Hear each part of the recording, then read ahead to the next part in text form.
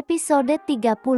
Di dalam kamar itu, semuanya berubah menjadi kacau. Nalina memberontak sekuat tenaga. Tubuhnya berusaha menjauh. Tangannya menahan, kakinya menendang, tapi tenaga Dion jauh lebih besar. Nafasnya memburu, matanya gelap oleh ambisi yang sudah melampaui batas. Nalina sempat berteriak, namun suara itu terhenti. Dion membekap mulutnya dengan kasar. Tangisan Nalina pecah, teredam di balik telapak tangan yang menahan suaranya. Ia menggigil, ketakutan, marah, dan hancur. "Jangan Dion, jangan lakukan itu padaku." Air matanya jatuh tanpa henti. Dion tak mendengar, atau mungkin tak mau mendengar. Tangannya mulai merusak, menarik, dan memaksa. Pakaian di tubuh Nalina tertarik kuat dan robek. Suara itu menggema di ruang sunyi. Nalina membeku sesaat. Harga dirinya seperti ikut tercabik. Ia menangis semakin keras, meronta tanpa arah, mencoba mempertahankan sisa dirinya yang masih bisa ia lindungi. Dalam benaknya, satu hal terlintas. Lebih baik hidupnya berakhir daripada merasakan kehancuran seperti ini. Namun Dion semakin tak terkendali. Ia mengikat mulut Nalina dengan kain, membatasi ruang geraknya, mengabaikan air matanya yang jatuh tanpa henti. Baginya saat itu, yang penting Nalina tidak bisa pergi lagi darinya. Yang penting ia tetap miliknya. Apapun caranya, di kamar lain, Devano masih terjaga. Hatinya tidak tenang. Ia sudah memastikan keamanan, sudah berkali-kali bertanya pada security. Semuanya aman, tapi entah kenapa, ada sesuatu yang mengganjal.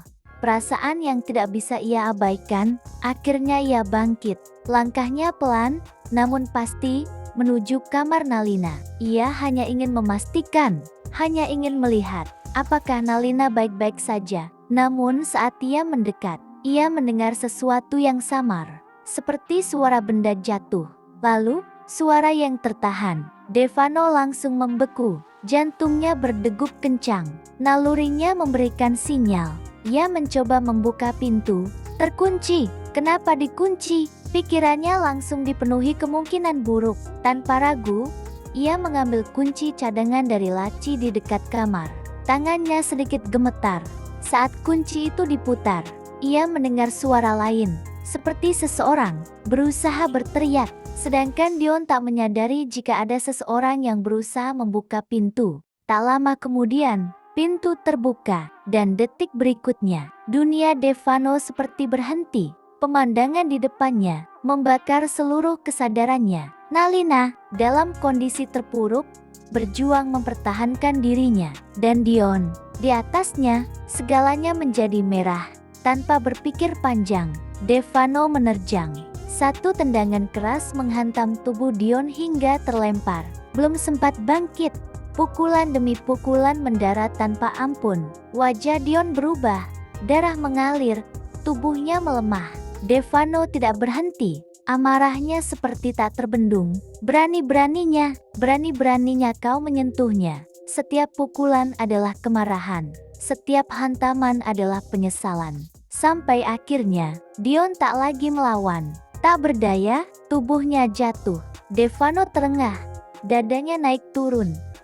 Matanya masih menyala. Ia segera menghubungi security. Devano memarahi kedua security itu karena telah lalai. Bawa dia, ikat, jangan sampai lepas. Kalau kalian lalai lagi, cari pekerjaan di tempat lain. Suaranya dingin, membunuh.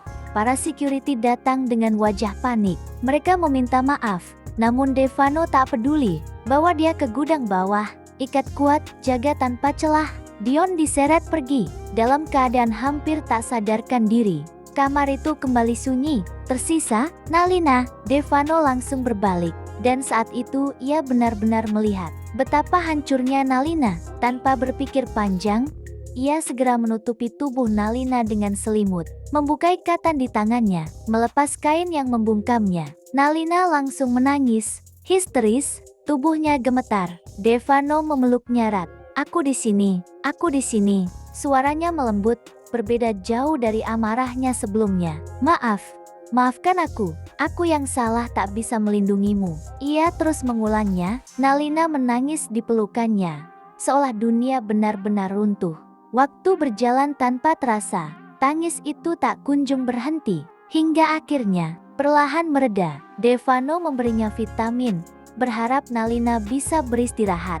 Ia mengambilkan pakaian, namun Nalina hanya berkata lirih, "Aku mau mandi." Devano mengangguk, "Aku di sini, aku tidak akan kemana-mana." Nalina tak menjawab. Ia masuk ke kamar mandi, air mengalir deras. Tubuhnya diguyur berkali-kali, seakan ingin menghapus sesuatu yang tak kasat mata. Ia merasa jijik, ada bekas sentuhan tangan Dion di tubuhnya. Ia marah, bukan hanya pada Dion, tapi pada dirinya sendiri yang tak mampu melawan lebih kuat.